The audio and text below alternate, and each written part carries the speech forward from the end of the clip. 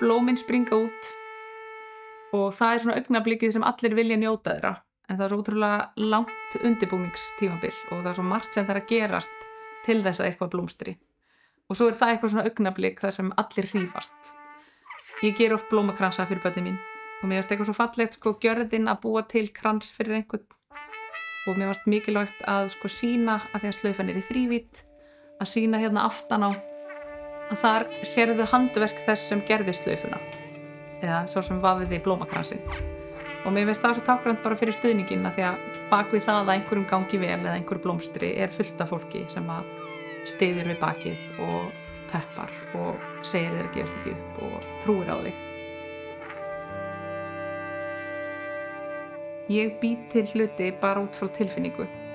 og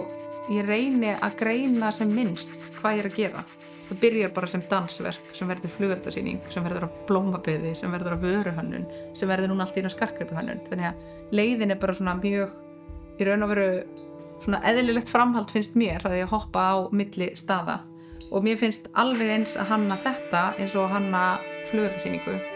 að þetta allt samsetningar og þú ert að búa til eitthvað augnablik. Ég greindist sjálf með brjóstakrabbamein 2020 og nýtti mér þjónustu Krabbameinsfélagsins og mér fannst þetta bara á svo mörgum vígstöðum fólk vera svo frábært og mér fannst eins og mér bæri skylda til þess að bera þennan boðskap áfram þegar ég komst á lappir sjálf og gera eitthvað til þess að þakka fyrir.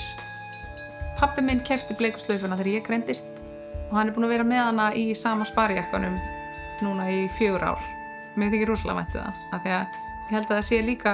aðeins öðruvísi þegar maður hefur gengið sjálfur í gegnum þetta, að þá þetta svona ofboðslega stórt afrek að hafa komist í gegn. Það áhugavert ef maður fylgist með mismunandi plöntum, að kannski tákrænt eins og fyrir þetta að maður sér hvernig vafningarnir svona vefjast utan á hvern annan. Klifurplöntur til dæmis, þær kasta fram svona litlum gormastrengjum og reyna að grípa í eitthvað í umhverfinu til þess að halda sér uppi, til þess að detta ekki niður. Og mér finnst það eitthvað svo fallegt að sjá að þar eru plöntur sem eru búin að fatta að þær geta nýtt umhverfið til þess að standa af sér erfiða storma og vinda. Og það alveg eins með fólk og aðstandendur, að ef þú hefur einhvern nálættir sem þú getur stutti við, að þá getur það breytt öllu.